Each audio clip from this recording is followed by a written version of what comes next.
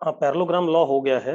मैं parallelogram law पे एक क्वेश्चन कराना चाहता हूँ, ठीक है? इतनी बात, ट्राइंगल लॉस के बात करेंगे, ठीक? एक क्वेश्चन और करना है। मयूर रुक जा, क्या कहानी है? If A vector and B vector are two sides of parallelogram.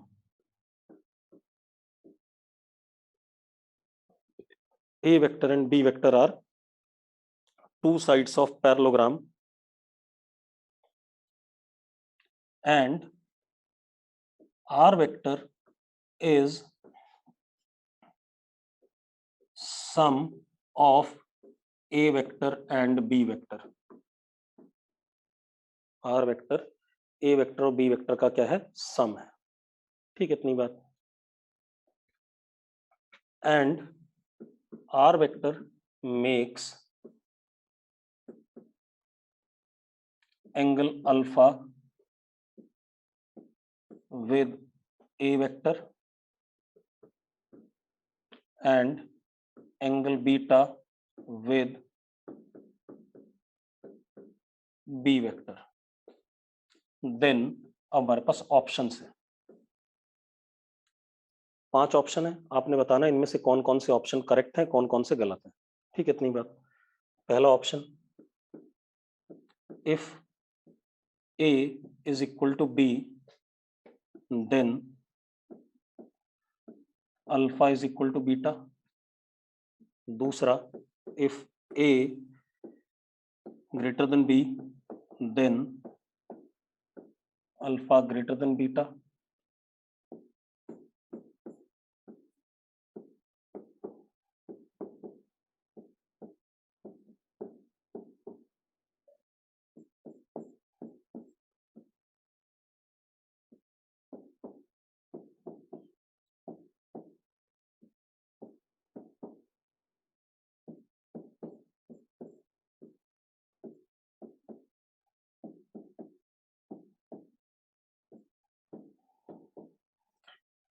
इनमें से कौन कौन से ऑप्शन करेक्ट हैं ये आपको बताना। मोर देन वन करेक्ट है बेटा, ये ध्यान रखना है, एक से ज्यादा करेक्ट है।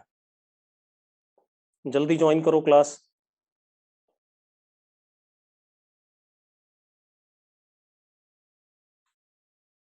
चलो एक बात बताओ, पहला करेक्ट है या नहीं? रुक जाओ, पहला वाला करेक्ट है, सबको दिख समझ में आ रहा है? चलो पहले मैं डायग्राम बना देता हूं।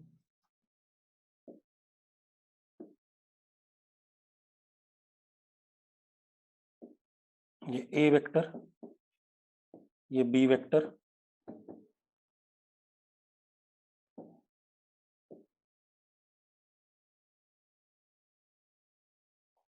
ये आर वेक्टर,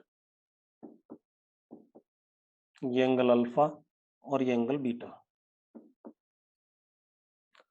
मैंने आपको पढ़ाया था, अगर ए और बी बराबर मैग्नीट्यूड के होते हैं तो एंगल बाइसेक्टर पे होता है आर वेक्टर।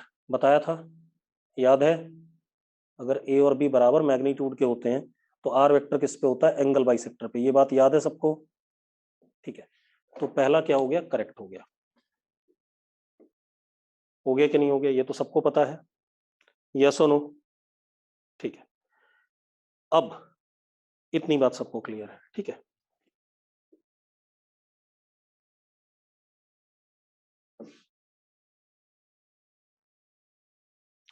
बाकी देखते हैं।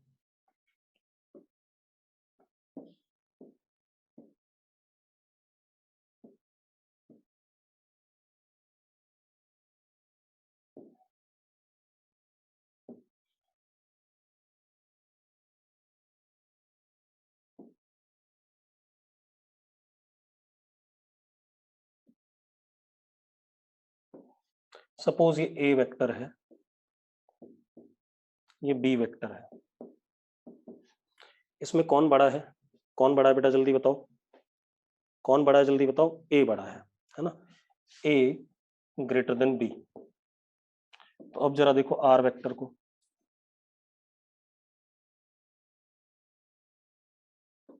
ये आर वेक्टर है, ये एंगल अल्फा और ये एंगल बीटा।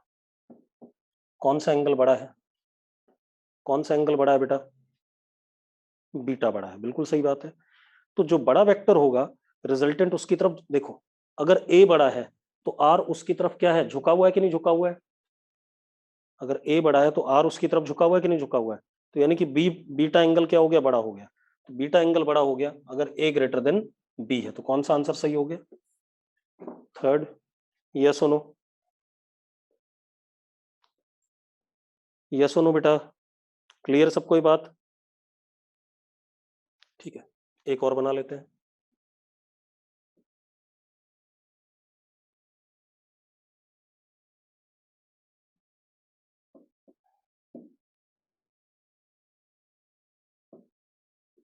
मान लो ए वेक्टर और ये बी वेक्टर।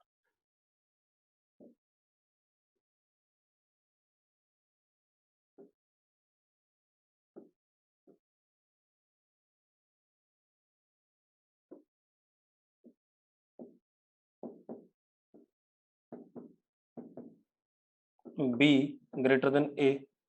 अब मैं आर वेक्टर बनाता हूं।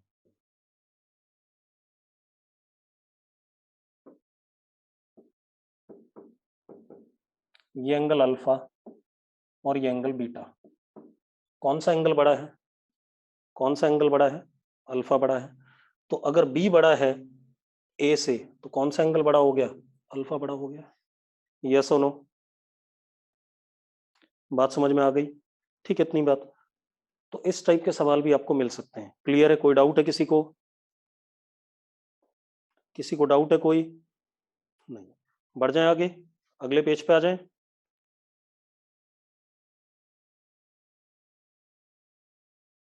नोट करना है बेटा, नोट तो हर चीज करनी है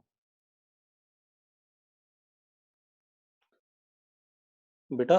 फोर्थ पार्ट में देखो, इस केस को देखो, बी वाली लेंथ ए से बड़ी है, तो जो आर वेक्टर है वो किसकी तरफ झुका हुआ है? बी की तरफ झुका हुआ है कि नहीं झुका हुआ है?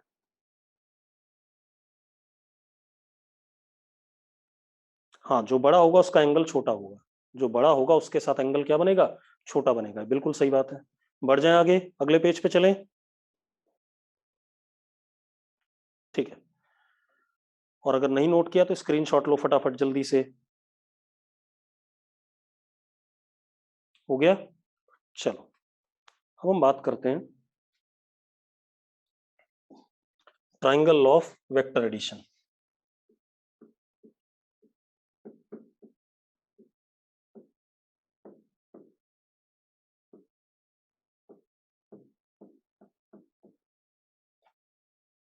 मैंने आपको स्टेटमेंट बता दी थी, एक बार दोबारा लिख देता हूं, जल्दी से लिख देता हूं। If two sides of triangle are taken as vectors in same cyclic order, then sum of these two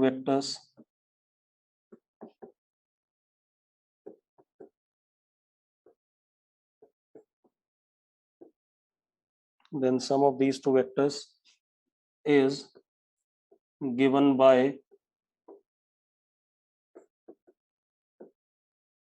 third side of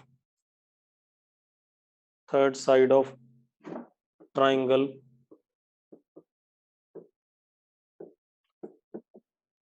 taken as vector in opposite order।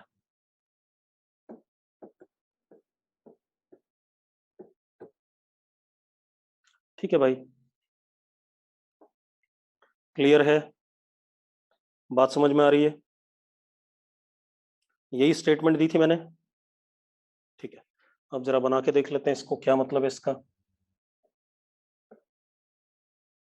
मान लो हमारे पास ये ए वेक्टर है, ये बी वेक्टर है, दोनों जरा देखो सेम साइक्लिक ऑर्डर में है या नहीं। तो इन दोनों का sum a vector plus B vector will be equal to third side of triangle taken as vector in opposite order. ठीक है, इतनी बात क्लियर है भाई। अब एक बच्चे को ट्राइंगल की स्पेलिंग सही चाहिए। ठीक है बेटा, कोई बात नहीं, तो सही कर ले। हो गया है। इसमें कोई इशू है किसी को? A plus B vector is equal to c vector, जो स्टेटमेंट है उसमें कोई डाउट है किसी को? जो स्टेटमेंट थी वैसा ही लिख दिया मैंने। ठीक है, किसी को डाउट भाई?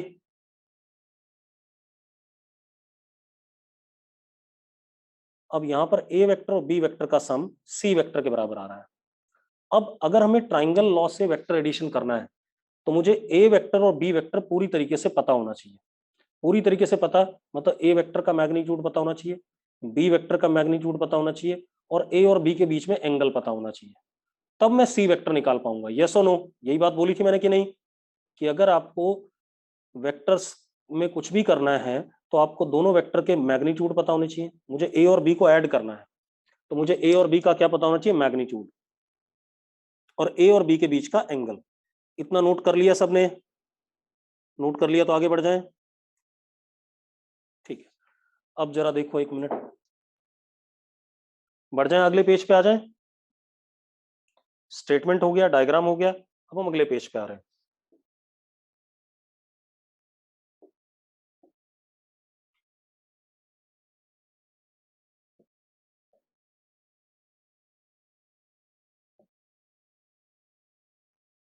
मान लो ये ए वेक्टर है और ये बी वेक्टर है।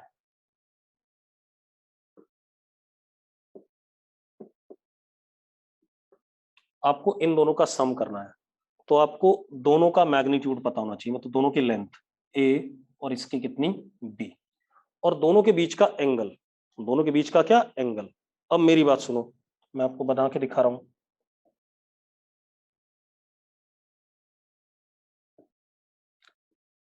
कौन सा एंगल? ये वाला एंगल या ये वाला एंगल? एक्सटीरियर वाला या इंटीरियर वाला? जल्दी बताओ, कौन सा एंगल पता होना चाहिए? मानव ने सही बोला है।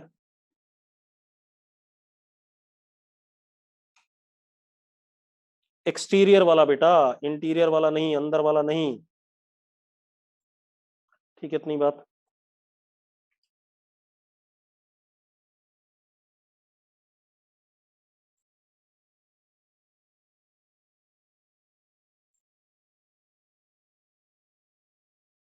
बात समझ में आ गई? एक्सटीरियर वाला क्यों? क्योंकि ये देखो, ये ए का फाइनल है और ये बी का क्या है? इनिशियल है। तो ये एंगल तो हो नहीं सकता। हाँ, एक्सटीरियर क्यों बता रहा हूं, आप ऐसे देखो। अगर मैं क्या करता हूं, फ्री वेक्टर की प्रॉपर्टी लेता हूं और जितनी लेंथ का ए है उतनी लेंथ का मैंने ऐसे करके बना दिया। अब एक बात बताओ, ये व्हाइट वाला और ये ब्लू वाला सेम लेंथ है या नहीं है? व्हाइट वाला और ब्लू वाला सेम लेंथ है।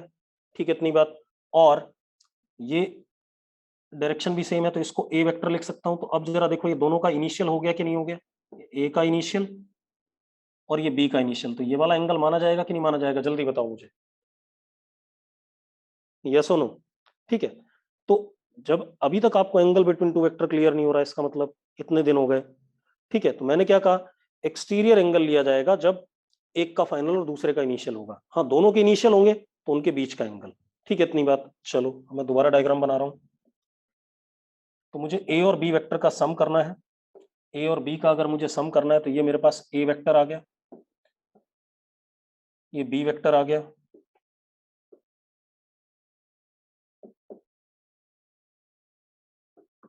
मुझे क्या पता होना चाहिए? दोनों का लेंथ दे दिया गया मुझे, और दोनों के बीच का एंगल। एंगल कौन सा होगा? अब ये क्लियर है कि एक्सटीरियर वाला एंगल लिया जाएगा। यस और नो? ये वाला एंगल, ये इनके बीच का एंगल है। सबको ये बात क्लियर है? अब अब हमें क्या करना है, ए वेक्टर प्लस बी वेक्टर करना है, ठीक है।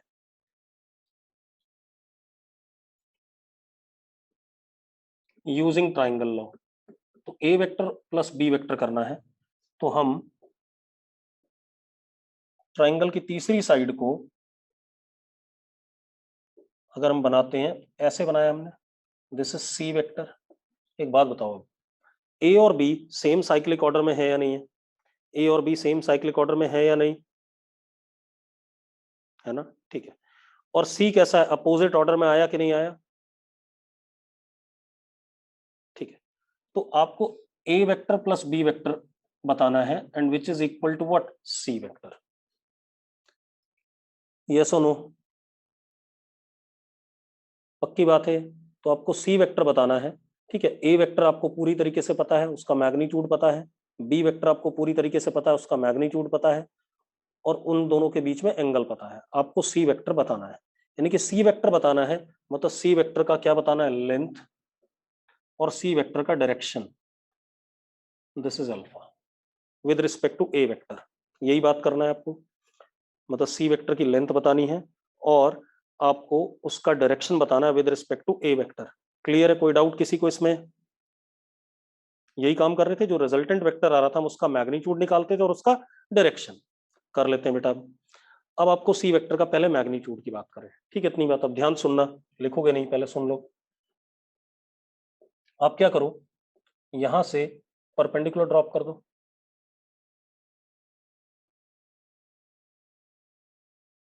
और आप नाम दे दो एक्स वाई जेड डब्ल्यू, ऐसे नाम दे दिया आपने, एक्स वाई जेड डब्ल्यू।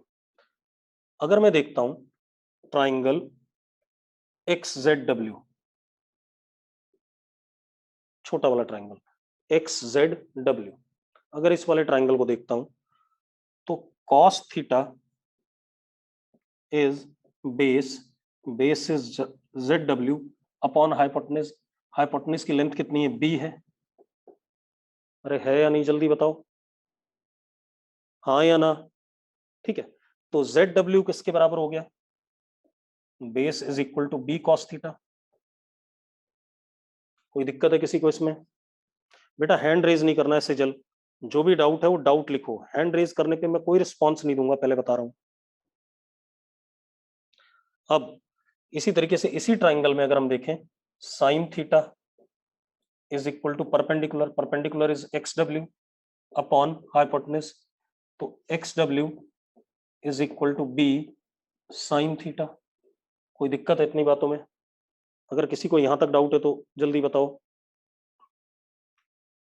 कोई डाउट नहीं। अब हमारा पर्पस क्या है, हमें सी निकालना है, ये वाली लेंथ निकालनी है। तो अगर हम ध्यान से देखें, in triangle X Y W, ये एक राइट एंगल ट्राइंगल है, एक्स वाई डब्ल्यू एक राइट एंगल ट्राइंगल बन रहा है कि नहीं बन रहा है, यस और नो?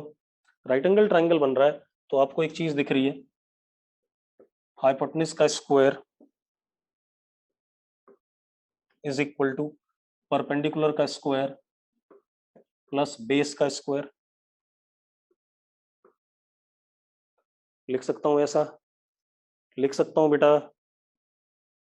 अब अगर ऐसा लिख सकता हूं तो एक्स वाई किसके बराबर हो गया, C square is equal to X W, X W ये रहा, B square sine square theta plus Y W ये वाली लेंथ प्लस ये वाली लेंथ, यानी कि A plus B cos theta का स्क्वायर। हाँ या ना, कोई डाउट है इसमें किसी को? नहीं है, ठीक है। निखिल आनंद क्या समझ नहीं आया भाई, निखिल भाई साहब बताओ जल्दी से। निखिल आनंद, मयूर ये रिजल्ट सेम आएगा, तरीका है सिर्फ ये। निखिल आनंद क्या समझ नहीं आया, जल्दी बताओ। निखिल आनंद क्या चीज, मैं निखिल से पूछ रहा हूँ भाई। खुशी चौधरी का सवाल है, हाउ सी स्क्वायर। भाई एक बात बता, ये लेंथ कितनी है, सी के बराबर मानी हुई कि नहीं मानी है, तो सी स्क्वायर लिखूंगा कि नहीं लिखूंगा? हाइपोटेन्यूज किसके बराबर है, यही लेंथ निकालनी थी मुझे। अब एक बच्चे ने पूछा था साइन थीटा बता दो। लड़की एक बात बता, ये लेंथ कितनी है, बी है, और ये छोटे वाले ट्राइंगल में, यहां लिखा है मैंने ट्राइंगल एक्स जेड डब्ल्यू, छोटा वाला x Z W, sign theta is perpendicular upon hypotenuse. बात समझ में आई लड़की जिसने ही पूछा था? ठीक है, इसी तरीके से बेस। चिराग बेटा जो मैं कर रहा हूं वो डेरिवेशन आती होगी तभी मैं कर रहा हूं, ठीक है, अदरवाइज नहीं करता। ठीक है, तो ये नहीं पूछना है कि ये डेरिवेशन हमें करनी है नहीं करनी है, जो भी मैं कर रहा हूं वो आपको आना चाहिए। अब हम इसको क्या करें, c square is equal to b square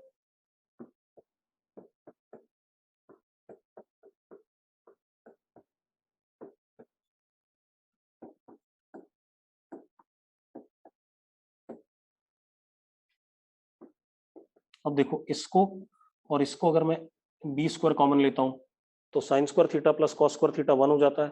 तो क्या बन गए, a square plus b square plus 2ab cos theta. बेटा रिजल्ट सेम आया, जो हमने ए और बी वेक्टर जोड़े थे पैरेललोग्राम लॉ से, उसी के अकॉर्डिंग रिजल्ट आया कि नहीं आया?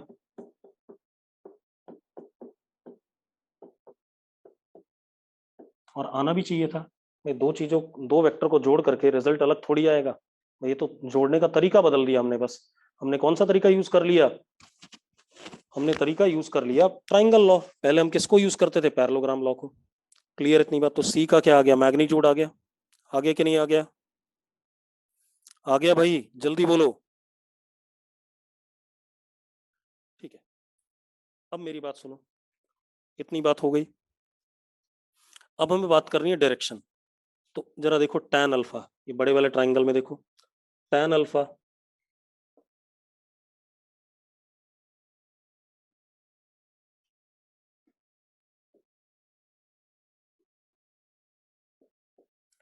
बड़े वाले ट्राइंगल में tan alpha is equal to perpendicular, perpendicular is what, xw upon base, base is what, yw। तो tan alpha is equal to, same result आ रहा है जो हमने पहले पढ़ा हुआ है, b sine theta upon a plus b cos theta. ठीक है, इतनी बात क्लियर है? बात समझ में आ गई? ठीक है, अब जरा नोट कर लो इसे फटाफट, फिर इसको एनालाइज करें। अब एक चीज और सुन लो भाई, कुछ लोग कह रहे हैं इसकी डीपीपी भेज दो, ये भेज दो, वो भेज दो। बेटा आपको बुकलेट सबको मिली हुई है, बुकलेट मिली हुई है कि नहीं? चलो, जिन लोगों को नहीं मिली है उनको मैं बुकलेट का पीडीएफ भेज दूंगा, क्योंकि अभी तो आप सेंटर आ नहीं सकते, ना हम आ सकते हैं। ठीक है, इतनी बात, कि सारी क्वारंटाइन है। तो आपको बुकलेट, सेंटर अभी नहीं आ सकते बेटा 10 तारीख तक, जब तक बंद है। ठीक है, इतनी बात।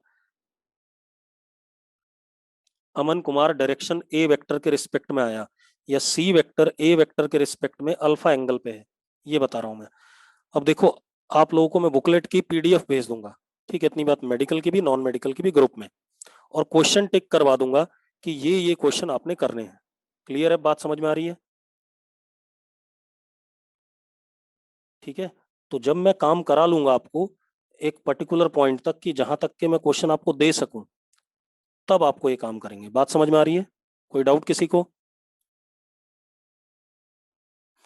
हाँ, बी वेक्टर के रिस्पेक्ट में भी निकाल सकते हो बेटा, उसमें कोई फर्क नहीं पड़ता। ठीक है, नोट कर लिया सबने? आगे बढ़े, चलो, कर लिया सबने नोट? ठीक है, अब जरा इसको एनालाइज कर लेते हैं। तो हमारे पास क्या आया बेटा, देखो एक मिनट,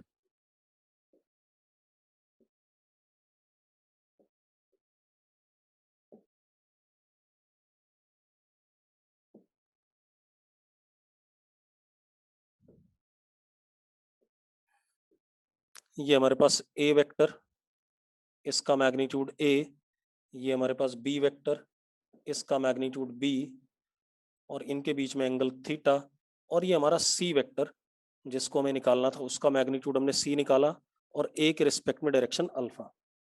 अब जरा देखो एक मिनट, सी का मैग्नीट्यूड हमने अभी अभी निकाला under root a square plus b square plus 2ab cos theta.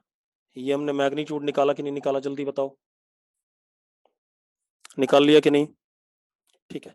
और जो डायरेक्शन आया सी वेक्टर का with respect to A vector, tan alpha is B sine theta upon A plus B cos theta. ये आया कि नहीं आया? जल्दी से नोट कर लिया सबने। अब एक बात बताओ, अब ऐसे ही हमने पैरेललोग्राम लॉ को भी एनालाइज करा था। क्या कहा था मैंने कि if A and B, A और बी के मैग्नीट्यूड फिक्स कर दिए, if A and B are fixed, तो ये जो सी है डिपेंड्स ऑन थीटा। सी किस पे डिपेंड कर रहा है? थीटा पे। बंद कर देता हूं बीच बीच में। See depends upon theta. मैं तो बंद कर देता हूँ 10-10 मिनट में। हो गया भाई? तो सी डिपेंड्स अपॉन थीटा, सबने लिख लिया है? ठीक है। अब एक चीज देखो, ये पहले भी आपको पैरेललोग्राम लॉ में बता दी गई है। अब आप एक चीज देखो, इफ cos theta -1 that is theta equal to 180 degree, तो सी मिनिमम आएगा, ये बताया हुआ है आपको, और किसके बराबर आएगा? a माइनस बी के बराबर। यस और नो? आप डाल के देख लो वैल्यू, a माइनस बी के बराबर आएगा कि नहीं आएगा? अरे भाई a square plus b square minus 2ab आ जाएगा, उसका a माइनस बी का होल स्क्वायर। ठीक है। अब इसी तरीके से if cos theta is equal to +1 that is theta is equal to 0 degree, तो सी मैक्सिमम आएगा, और किसके बराबर आएगा? a प्लस बी के। यानी कि हमारा जो सी है वो a माइनस बी से लेकर के a प्लस बी के बीच में कहीं भी हो सकता है, कोई भी वैल्यू ले सकता है।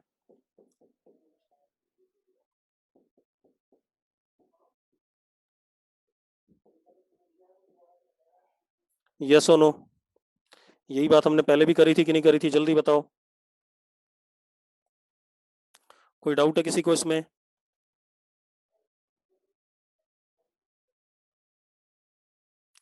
किसी को डाउट नहीं? ठीक है। तो ये हमारे पास क्या आ गया? Triangle law of vector addition. ठीक है, इतनी बात नोट कर लो फटाफट इसे, जल्दी से नोट करो, फिर 2-3 सवाल करें। सी मिनिमम, बेटा एक बात बता, अगर मैं थीटा को 180 डालता हूँ, कॉस 180, तो यहाँ माइनस साइन आ जाएगा, -1 आ जाएगा, तो a square plus b square minus 2ab आएगा कि नहीं आएगा? A square plus b square minus 2ab, यानी कि a माइनस बी का होल स्क्वायर, और a माइनस बी के होल स्क्वायर का अंडर रूट लोगे तो a माइनस बी आएगा कि नहीं आएगा? जल्दी बताओ मुझे, बस इतनी सी बात कह रहा हूँ यार मैं। हाँ या ना? अरे क्लियर है बात? ठीक है। अब जरा देखो, 1 मिनट आगे बढ़ जाएं। चलो अब देखो, अब हम कुछ क्वेश्चन कर लेते हैं ट्राइंगल लॉ पे। आप ऐसे देखो,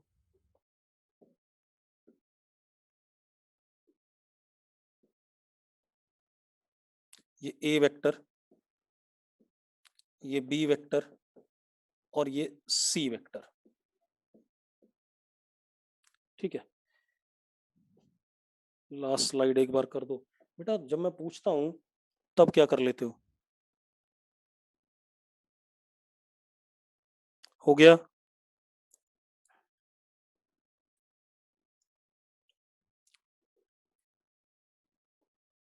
अब सुनो भाई, अब देखो, हमारे पास ये एक क्वेश्चन है, ए वेक्टर बी वेक्टर और सी वेक्टर ट्राइंगल के तीनों साइड हैं, और तीनों सेम साइक्लिक ऑर्डर में दिख रही हैं कि नहीं दिख रही हैं? तीनों सेम साइक्लिक ऑर्डर में दिख रही हैं कि नहीं दिख रही हैं, जल्दी बताओ। दिख रही हैं, ठीक है, बढ़िया। अब मेरी बात सुनो, आपसे क्या पूछ रहा हूं? Find a vector plus B vector plus c vector किसके बराबर आएगा, जल्दी बोलो, किसके बराबर आएगा? कुछ लोगों ने आंसर दे दिया है, बहुत बढ़िया। ठीक है, बता रहा हूं, आप एक काम करो बेटा, ध्यान सुनो। आप ऐसे देखो, ए वेक्टर प्लस बी वेक्टर, मैं पहले इन दोनों को ले रहा हूं सिर्फ। ये जो ए वेक्टर प्लस बी वेक्टर आया, ये ब्लू वाला वेक्टर आएगा कि नहीं आएगा, क्योंकि ए और बी सेम साइक्लिक ऑर्डर में है और ब्लू वाला अपोजिट ऑर्डर में है। हाँ या ना? ए वेक्टर और बी वेक्टर का सम क्या आएगा?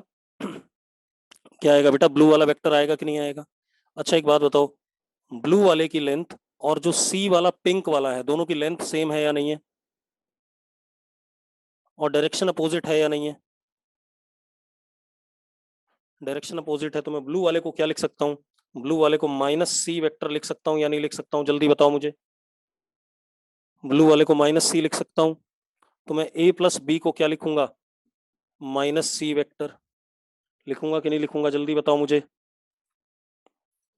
और यहां से अपने आप आ गया, अगर मैं माइनस सी को इधर ले आऊं तो a plus b plus c is equal to 0। Null vector आ गया कि नहीं आ गया? आ गया कि नहीं आ गया? यस और नो? तो हम ये कह सकते हैं कि अगर ट्राइंगल के तीनों वेक्टर सेम साइक्लिक ऑर्डर में हैं तो उनका जो सम आएगा वो नल वेक्टर आएगा। यस और नो? तो लिख भी देते हैं इस बात को, if all three vectors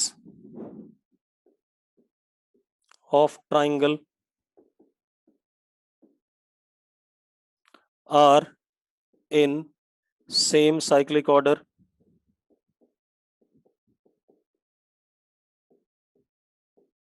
then their sum is null vector। 0 आ रहा है कि नहीं आ रहा है? यस और नो? जल्दी बोलो बेटा, बात समझ में आ गई? ठीक है, अब एक और काम करते हैं। नोट कर लिया सबने? कर लिया?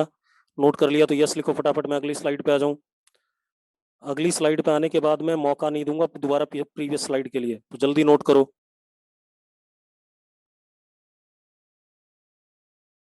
जल्दी लिखो।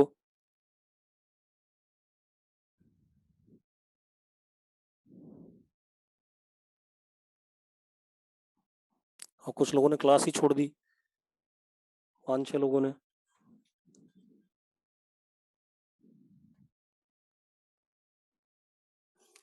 बेटा तीनों येलो वाले एरो सेम साइक्लिक ऑर्डर में थे, ठीक है इतनी बात। तो मैंने एक ब्लू कलर का वेक्टर बनाया जिसका एरो सी वाले येलो वाले के अपोजिट था और लेंथ सेम थी, तो मैंने उसको माइनस सी वेक्टर लिख दिया ब्लू वाले को। कोई डाउट है किसी को इसमें? किसी को डाउट है? नहीं है। चलो अब अगले पे आते हैं, अगला क्वेश्चन देखते हैं। अब आप देखो, मेरी बात सुनो, मैं आपको 3 वेक्टर्स का मैग्नीट्यूड दे रहा हूं, ठीक है इतनी बात। मैं आपसे ये पूछूंगा कि ये कॉम्बिनेशन पॉसिबल है वेक्टर्स का कि नहीं, ठीक है। मैं आपको क्या दे रहा हूं? मैग्नीट्यूड, ये ऐसे समझो, रुको, ऐसे नहीं, दूसरे तरीके से। मान लो मेरे पास ए वेक्टर है और ए है 5, बी वेक्टर है, बी है 2, ठीक है इतनी बात। अब अगर मैं आपसे कहूं ए वेक्टर प्लस बी वेक्टर, इसका मैग्नीट्यूड क्या होगा? क्या होगा जल्दी बताओ। ए वेक्टर प्लस बी वेक्टर का मैग्नीट्यूड क्या होगा? जल्दी से बताओ। क्या हो सकता है, मैं ये पूछ रहा हूं, क्या हो सकता है? ये हो सकता है बेटा, ए वेक्टर प्लस बी वेक्टर का मैग्नीट्यूड हो सकता है आपका 3 से लेकर के 7 के बीच में कुछ भी हो सकता है। बात समझ में आई कि नहीं आई? बेटा मैंने यही तो पढ़ाया था, ए माइनस बी और ए प्लस बी के बीच में कुछ भी हो सकता है, depending upon angle between both the vectors. Yes और नो? यस और नो? तो 3 और 7 के बीच में कुछ भी हो सकता है, मतलब 3 भी हो सकता है, 4 भी हो सकता है। बेटा आपको मैंने बताया था, अगर ए वेक्टर और बी वेक्टर हैं उनका आप सम कर रहे हो तो ए माइनस बी से ए प्लस बी के बीच में होता है, तो ए माइनस बी कितना है? 3 है, और a प्लस बी कितना है 7 है, तो इसके बीच में कुछ भी हो सकता है या नहीं, जल्दी बताओ। तो यही बात मैं भी कह रहा हूँ यार। ठीक है, इतनी बात क्लियर हो गई। अगर मेरे पास एक वेक्टर a है या p है एंड इट इज p का मैग्नीट्यूड 1 और दूसरा वेक्टर q है और q का मैग्नीट्यूड भी 1, तो p vector plus q vector का मैग्नीट्यूड कहाँ से कहाँ हो सकता है, जल्दी बताओ। 0 से 2 के बीच में, बिल्कुल सही बात है। 0 से लेकर के कहाँ तक हो सकता है, 2 के बीच में हो सकता है। यस और नो, यस और नो, बात समझ में आ गई। चलो अब आगे बढ़ते हैं। अब ये हो गया हमारा parallelogram law of vector addition. दो वेक्टर को ऐड करना सीख लिया हमने पैरेललोग्राम लॉ से और ट्राइंगल लॉ से। अब हम बात करेंगे, अब दो वेक्टर ऐड करना हमने सीख लिया, अब हम दो से ज्यादा वेक्टर अगर एक साथ ऐड करना चाहते हैं तो उसके लिए क्या करेंगे, नोट कर लिया सबने? नोट कर लिया तो जल्दी से यस लिखो। ठीक है, अब हम आते हैं, अब हमारा पर्पस क्या है, दो से ज्यादा वेक्टर एक साथ ऐड करने। जैसे बचपन में जब मैडम ने आपको एडिशन सिखाया था तो पहले दो दो नंबर्स को ऐड करना सिखाया होगा।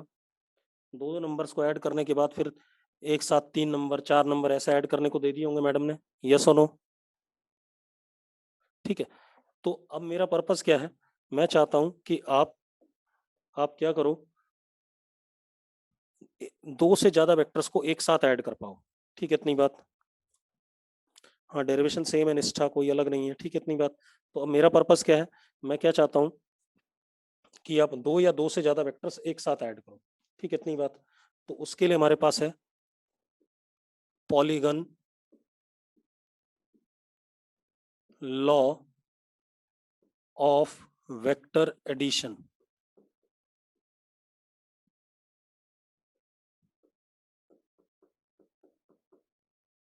मतलब ये किस लिए काम कर रहे हैं, हम इसको कैसे यूज करेंगे, जब हमें दो से ज्यादा वेक्टर दिए हों ऐड करने को, मतलब ऐसे 4-5 वेक्टर एक साथ ऐड करने हैं, तो उसके लिए हम क्या यूज करेंगे, polygon law of vector addition.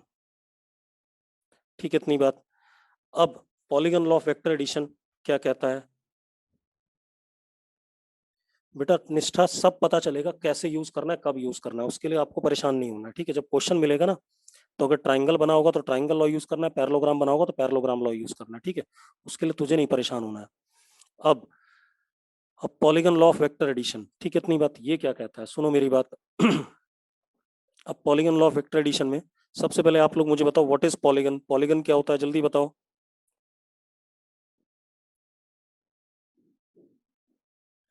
मानव चौहान ने सही आंसर दिया है।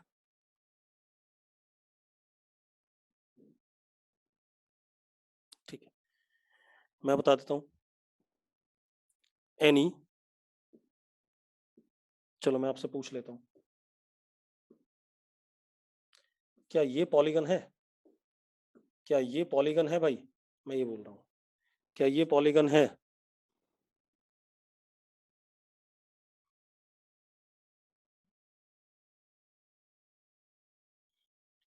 अब देखो भाई, सिर्फ 3 बच्चे ऐसे हैं जिन्होंने, या कुछ ज्यादा हो गए, जिन्होंने बोला ये पॉलीगन है, बाकी सबने नो लिख दिया। बेटा पॉलीगन क्या होता है पहले मैं बता दूं आपको। Any closed figure is polygon. कोई भी क्लोज्ड फिगर होगी उसको हम पॉलीगन कहते हैं। Any closed figure is called as polygon. ठीक है, इतनी बात। कोई भी क्लोज्ड फिगर हो, सर्कल भी एक पॉलीगन है विद इनफाइनाइट मेनी साइड्स। ठीक है, इतनी बात। सर्कल एक पॉलीगन होता है जिसकी साइड्स कितनी होती है, इनफाइनाइट होती है। ये बात पता है? अगर आपने कभी सर्कल पढ़ा हो ढंग से तो लिखा होगा it is polygon with infinite many sides. ठीक है, तो हमारे पास क्या है, कोई भी क्लोज्ड फिगर उसको हम पॉलीगन कहते हैं। Polygon law of vector addition क्या कहता है, मयूर मैंने ये नहीं लिखा स्ट्रेट लाइन से क्लोज्ड फिगर हो, मैंने क्या लिखा, एनी क्लोज्ड फिगर। और मैं बोल भी रहा हूँ सर्कल इज ऑल्सो पॉलीगन, तो स्ट्रेट लाइन का कोई पर्पज ही नहीं होता है। ठीक है, कोई भी क्लोज्ड फिगर हो, चाहे वो स्ट्रेट लाइन से बनी हो चाहे कर्व्ड लाइन से बनी हो, उससे कोई फर्क नहीं पड़ता, वो पॉलीगन कहलाएगा। क्लियर है इतनी बात? तो any closed figure whether it is made up of straight lines or curved lines, it is polygon। Clear है बात मेरी, समझ में आ गई सबको? चलो, अब polygon law of vector addition क्या कहता है? ठीक है, अब क्या कहता है पहले स्टेटमेंट देख लें। पहले स्टेटमेंट मैं लिख देता हूं, फिर समझाऊंगा। If we have n sided polygon, अगर हमारे पास n साइडेड पॉलीगन है, then n minus 1 sides of polygon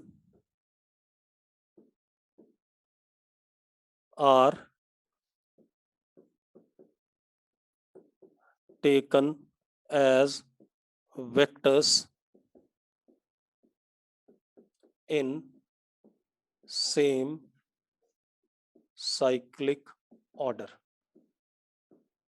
मतलब मेरे पास कोई n साइडेड पॉलीगन था, उसमें से मैंने n माइनस 1 साइड्स, चलो पहले बना देता हूं।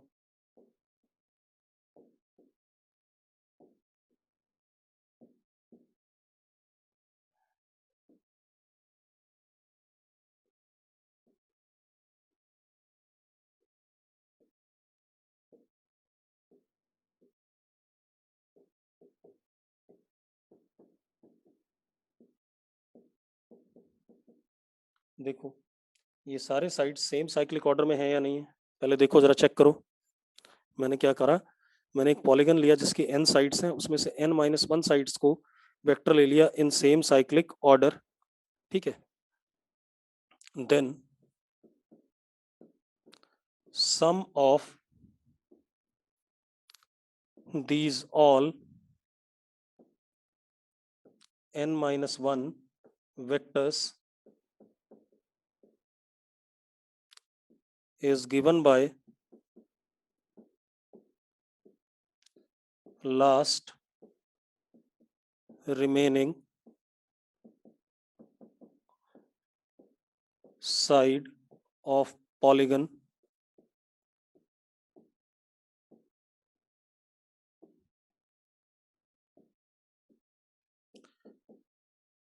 taken as vector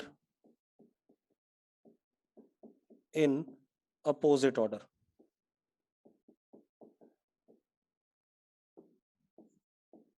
मतलब इन सारे वेक्टर्स का सम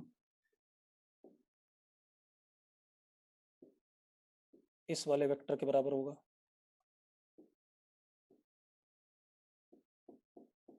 जो कि अपोजिट ऑर्डर में है। बात समझ में आ रही कि नहीं आ रही है? जल्दी बोलो भाई, अगर ये बात समझ में आ रही तो यस लिखो। स्टेटमेंट ये है, अब इसको हम प्रूव करेंगे। अभी पहले आप स्टेटमेंट नोट कर लो सब लोग, स्टेटमेंट नोट कर लो सब लोग, जल्दी से स्टेटमेंट नोट करो। चलो अब हम इसके प्रूफ पे आ जाएं। अगला स्लाइड करूं मैं? अगला स्लाइड कर दूं? जल्दी करो हार्दिक,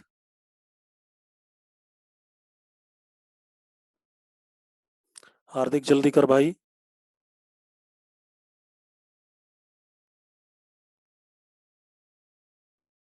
हार्दिक डन? चलो अगली स्लाइड पे आते हैं। अब जरा इसका मैथमेटिकल प्रूफ देखते हैं।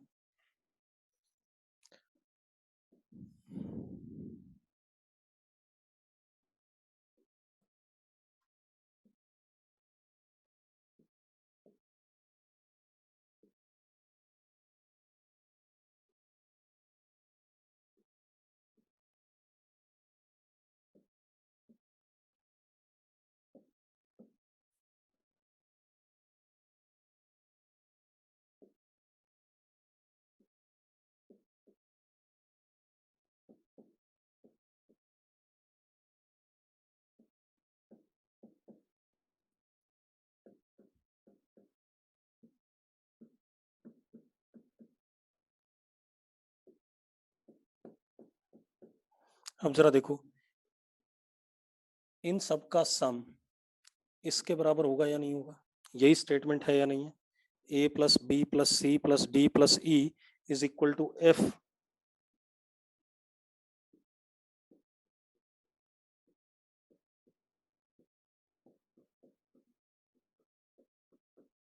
यही स्टेटमेंट है या नहीं, जल्दी बोलो। अरे यही स्टेटमेंट है कि नहीं अपन के पास। अब हमें इसको प्रूव करना है, मतलब लेफ्ट हैंड साइड को अगर मैं राइट हैंड साइड के बराबर प्रूव कर दूं तो मैं मेरी बात सही हो जाएगी कि नहीं हो जाएगी। अगर मैं a plus b plus c plus d plus e को एफ के बराबर प्रूव कर दूं तो बात सही हो जाएगी। कर लेते हैं बेटा, देखो एक मिनट कैसे। आप सबसे पहले अब लेफ्ट हैंड साइड लेके चलो।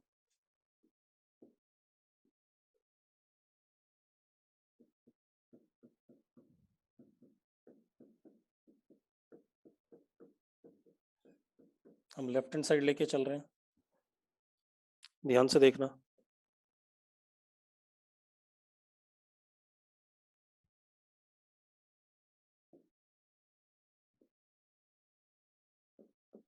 इसको मैंने पी वेक्टर लिखा, ऐसे करके कंस्ट्रक्शन कर दिया और इसको पी वेक्टर लिखा। अब एक चीज देखो, ट्राइंगल लॉ के हिसाब से A plus B is equal to P होगा कि नहीं होगा, जल्दी बोलो। तो फ्रॉम ट्राइंगल लॉ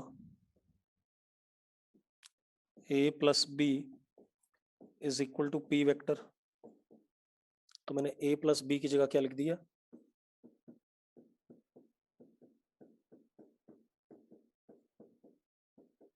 लिख सकता हूं या नहीं, जल्दी बोलो। लिख सकते हैं भाई, यस और नो। ठीक है, अब इसके बाद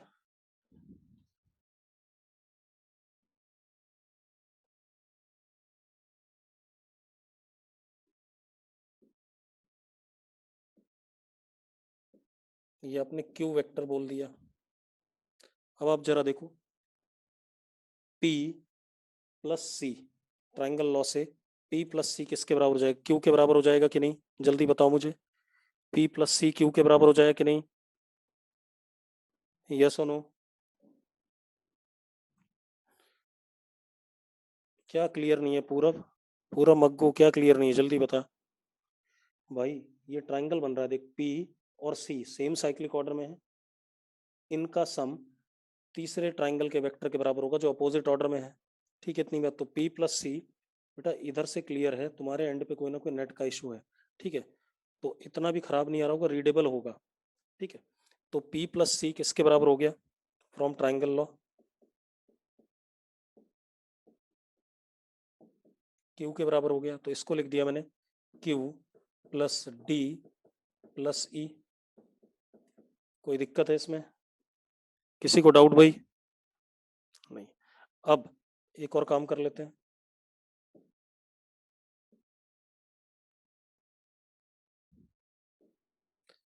ये हमने R वेक्टर बनाया। अब जरा देखो, R plus D, sorry Q plus D किसके बराबर, R के बराबर, फ्रॉम द ट्राइंगल लॉ। तो क्या आ गया, Q plus D is equal to R vector के बराबर ट्राइंगल लॉ से। तो R वेक्टर प्लस ई, ये आ गया कि नहीं आ गया, यस और नो, जल्दी देखो। अरे आ गया ही। अब एक और मजेदार बात देखो, R प्लस ई ट्राइंगल लॉ से किसके बराबर हो गया, F के बराबर।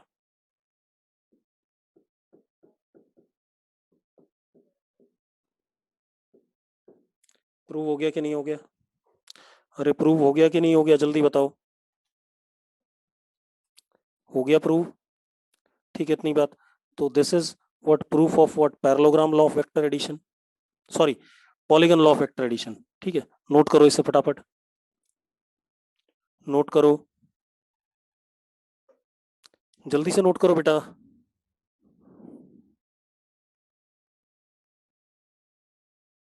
कर लिया नोट,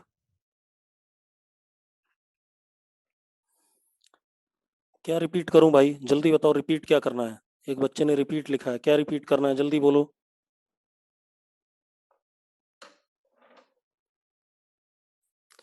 बेटा पहले तो आपको लॉ दिया था कि सारे वेक्टर्स जो सेम साइक्लिक ऑर्डर में उनका सम लास्ट वाले वेक्टर के बराबर होगा जो अपोजिट ऑर्डर में है, तो मैंने वो स्टेटमेंट लिख दी।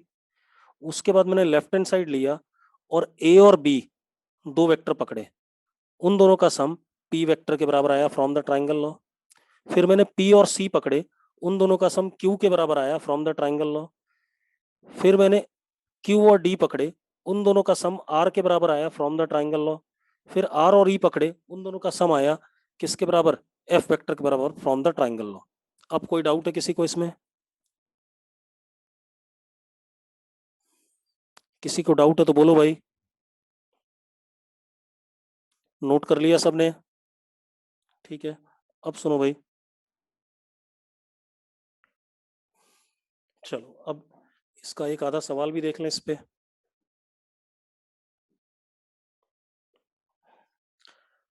अब हमारे पास क्या बेटा, देखो एक मिनट।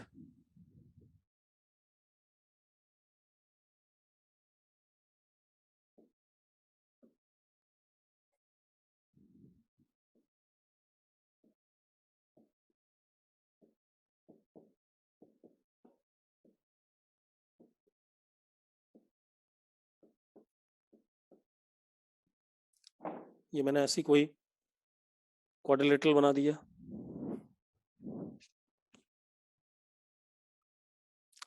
आदित्य वो भी करूंगा, अभी परेशान ना हो, ठीक है, उसके लिए चिंता ना कर, वो भी करूंगा, जब स्ट्रेट लाइन नहीं होगी तब भी बताऊंगा, अभी खत्म नहीं करा मैंने। अब मेरा सवाल ये है, फाइंड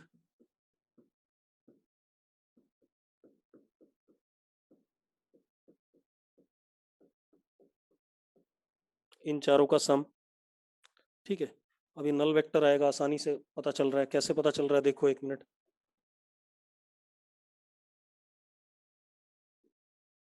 आप ऐसे देखो, आप ऐसे करके ये पिंक वाला बना दो ऐसे। अब एक बात बताओ, ये जो पिंक वाला है और ये जो ग्रीन वाला है, दोनों की लेंथ सेम है या नहीं है, पहले बताओ। दोनों की लेंथ सेम है या नहीं, और डायरेक्शन अपोजिट है, तो पिंक वाले को -d लिख सकते हैं,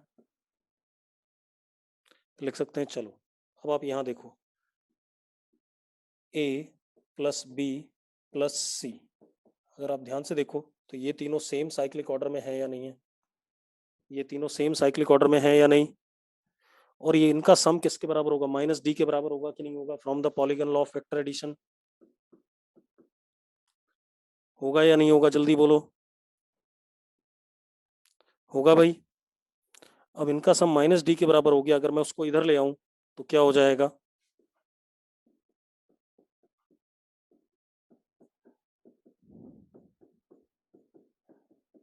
नल वेक्टर आ रहा है कि नहीं आ रहा है, जल्दी से बोलो।